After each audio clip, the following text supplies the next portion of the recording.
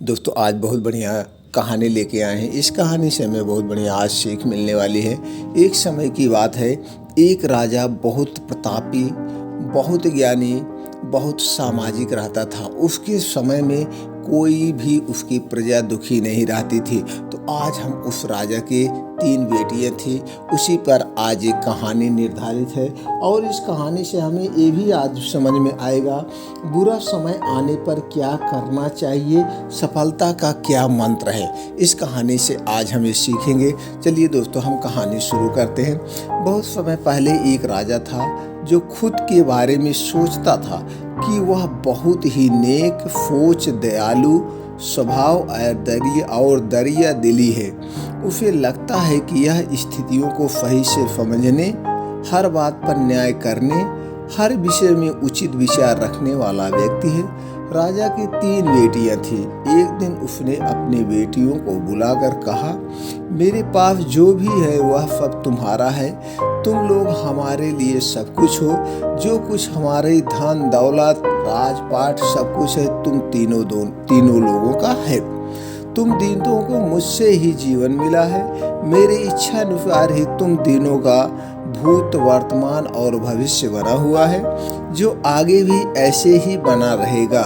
मैं ही तुम तीनों का भाग्य विधाता हूँ, यानी कि मैं ही सब कुछ हूँ। अगर मैं कुछ न दूँ तो तुम लोगों को कुछ नहीं मिलेगा। यही सब राजा अपनी बेटियों को जता रहा था, बता रहा था। राजा की यह बात सुनकर उनकी दोनों बेटियों ने शांत मन से राजा की बात में हामी भर दी। लेकिन तीसरी बेटी ने ऐसा नहीं किया। उसने कहा, नहीं, मुझे तो नहीं लगता है कि आपके हाथों में मेरा भाग्य है। राजा यह सुनते ही गुस्से में आ गया। उसने अपनी तीसरी बेटी की कही बातों को एक चुनौती के रूप में स्वीकार किया। उसने खुद को अपनी तीसरी बेटी के सामने सही साबित करने की ठान ली और उसे जेल में बंदी बनाकर डाल दिया। इस वजह से राजा की तीसरी बेटी कई सालों तक जेल में ही बंद रही। राजा को जरा भी कष्ट नहीं हुआ कि हम अपनी बेटी को जेल में बंद किए हैं। बेटी को भी जरा सा एहसास नहीं हुआ कि हमें जेल में बंद कर दिया गया है। चूँकि वो बहुत शांत स्वभाव की थी, वो ये नहीं उसको ये पता था कि हमारा भाग्य किसी के हाथ में नहीं होता है, हमारा भाग्य खुद हमारे हाथ में है। इसलिए उसे जरा से भी दिमाग में टेंशन नहीं था। राजा और उसकी बाकी बेटियां राजसी जीवन जीते रहे। राजा मन ही मन सोचता है कि यह मेरा ही हुक्म है जो मेरी जिद्दी बेटी जेल में कैद है। लोगों को ये भी लग रहा होगा कि राजा का भी हुक्म है जो उनकी बेटी को ऐसा भाग्य मिला है। उसकी प्रजा के लोग भी यही सोचते थे। उन्हें लगता था कि राजा की तीसरी बेटी ने जरूर कोई गलत कार्य किया होगा, तभी उसे जेल में कैद करके रखा गया है, वरना कोई भी पिता अपनी बेटी के साथ भला ऐसा क्यों ही करेगा। राजा कभी कभी जेल में कैद अपनी तीसरी बेटी से मिलने के लिए जाया करता था। उसकी बेटी बहुत कमज़ोर हो गई थी। चूँकि पहले अच्छा खाना खाती थी, आज जेल में एक कमरे में कैद है, जिसकी वजह से वो कमज़ोर हो चुकी थी। लेकिन अभी भी उसके विचारों में कोई बदलाव नहीं आया था। मगर राजा अपनी कमज़ोर होती बेटी को हालात और नहीं देख पा रहा था। एक दिन उसने अपनी तीसरी बेटी से कहा, इस शहर से तुम्हारा जितना चाहे उतना आप मुझे गुस्सा दिखाती हो, कर सकती हो। अगर तुम चाहो तो अपने आप को आज़ाद करवा सकती हो। अगर तुम इसी तरह मेरी आंखों के सामने रही तो गुस्से में मैं न जाने क्या कर बैठूंगा। मैं तुम्हें मौत की सज़ा भी दे सकता हूँ, लेकिन मैं एक अच्छे दिल का हूँ, इसलिए मैंने सोचा कि तुम आज मेरे राज्य के पास के एक ही जंगल वाली जमीन पर जानवरों के साथ रहोगी। राजा ने आगे कहा, उस जंगल में सिर्फ उन्हीं लोगों को रखा जाता है जो मेरे आदेश का पालन नहीं करते हैं। तुमने भी मेरे आदेश का पालन नहीं किया, तुम्हें भी उसकी सजा भुगतनी पड़ेगी। तुम बहुत जिद्दी हो, तुम्हें भी उसी जंगल में रहना पड़ेगा। तुमने भी अपनी जिद की वजह से मेरी बात नहीं मानी है, इसलिए तुम भी अब वहाँ मौजूद लोगों के साथ अपना पूरा जीवन काटोगी। इसके बाद तीसरी बेटी को उस जंगल की जमीन पर रहने के लिए भेज दिया गया। वहाँ वह फल और सब्जियाँ खाने और एक गुफा में रहने लगी।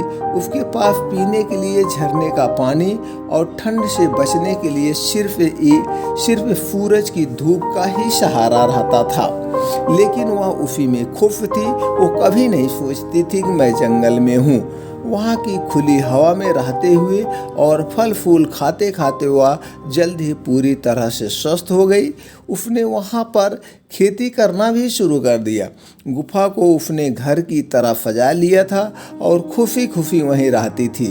एक दिन वहाँ एक भटकता हुआ राहगीर आ पहुँचा।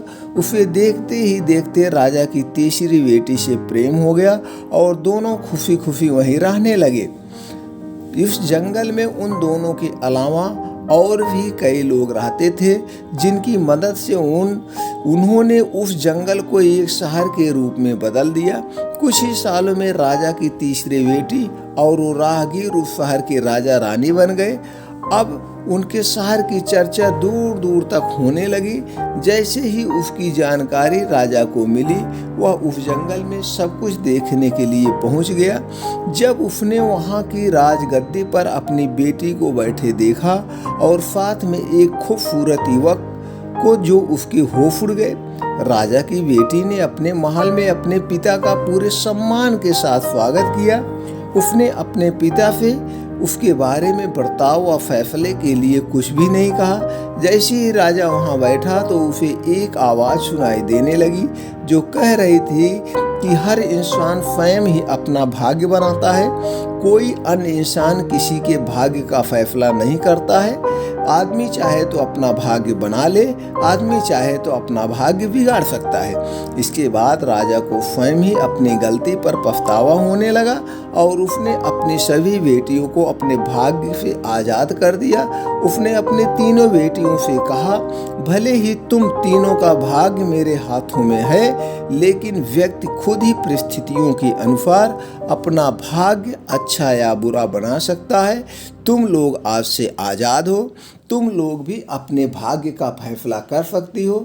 चाहो तो अपना भाग्य बना लो, चाहो तो अपना भाग्य बिगाड़ लो। कहानी से हमें क्या सीख मिली?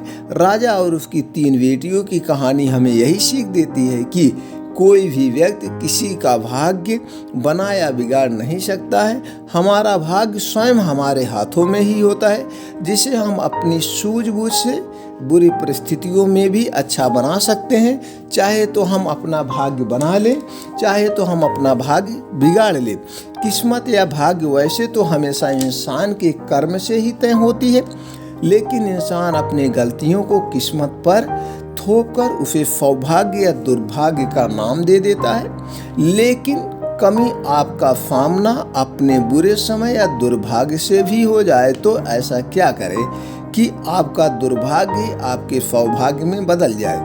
इस प्रश्न का जीवन में एक ही उत्तर है, धैर्य, धीरज, सब्र, कुछ भी कहिए, लेकिन इस मंत्र को जीवन में उतार लीजिए कि संकट और असफलता की घड़ी में हमेशा धैर्य से, धीरज से काम लीजिए। माना कि संकट के समय या हार को सामने देखकर धैर्य रखना आसान नहीं है। अक्सर हमारे प्रयासों की विफलता हमें सफलता के रूप से भटका देती है। हम हार से नहीं हारते, हार के भय से हार जाते हैं। नकारात्मक सोच से ही हमारी पराजय होती है।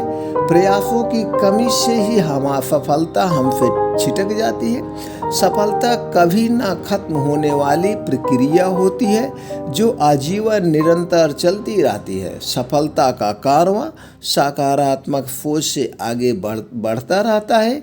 एक बार जब आप एक लक्ष्य को प्राप्त कर लेते हैं तो आप अगले लक्ष्य की तरफ अग्रसर हो जाते हैं। इस प्रकार सफलता हमारे जीवन की यात्रा बन जाती है, किंतु सफलता सबके हिस्से में नहीं आती है। ऐसा भी नहीं होता होगा। असल में सफलता अक्सर हमसे इसलिए दूर रह जाती है क्योंकि हम उसके लिए उतने प्रयास ही नहीं करते, उसे पाने के लिए उतनी मेहनत भी नहीं करते हैं जितनी कि उस लक्ष्य को सफलतापूर्वक पाने के लिए करनी चाहिए। हम अक्सर मंजिल पाने से पहले ही थक जाते हैं और संघर्षों की राह में विमुख हो जाते हैं। बस सफलता भी हमारे पूरे प्रयास चलती रहती है, थोड़ी भी कमी रहने पर वह हमें बीच मझधार में छोड़कर किसी ऐसे इंसान का वर्ण कर लेती है जो सफलता पाने के लिए अपनी पूरी ताकत लगा देता है। तो बस ऐसे ही आप भी जोश जगाएं, होश बढ़ाएं, असमय को दूर आसमान को छू लें, नई सफलताओं के सपने इन आँखों में भर लें। अपने मन को कभी मायूस न करें, बस अपने लक्ष्य की प्राप्ति के लिए जुटे रहें। कामयाबी आपको ही मिलेगी, आपका भाग्य जरूर चमकेगा।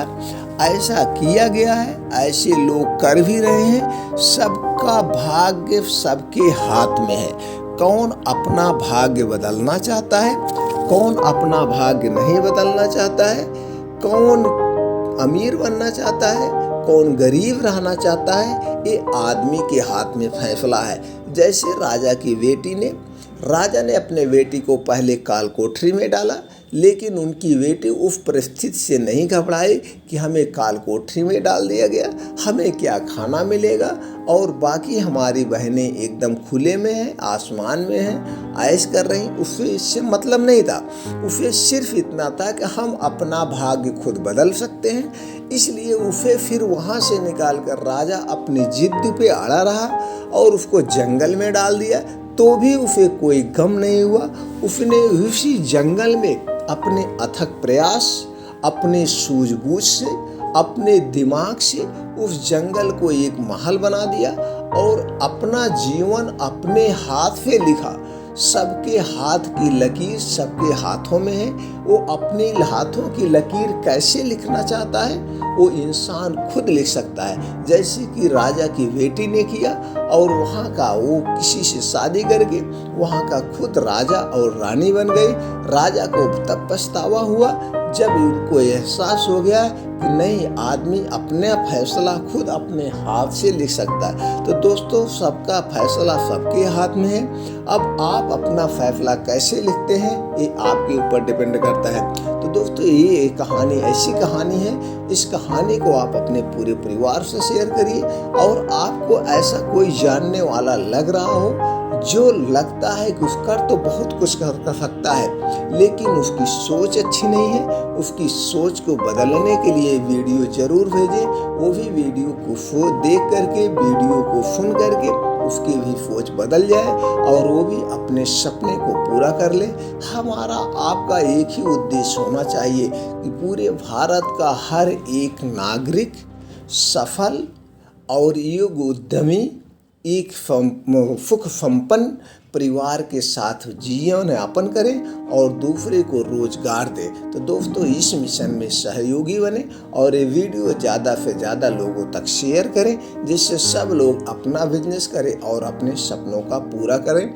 फिर ऐसे ही एक और मोटिवेशनल वीडियो के साथ साथ कहानी के साथ हम फिर मिलते हैं अगले वीडियो में। तब तक खुश रहें, मस्त रहें। जय श्री राम, राधे राधे।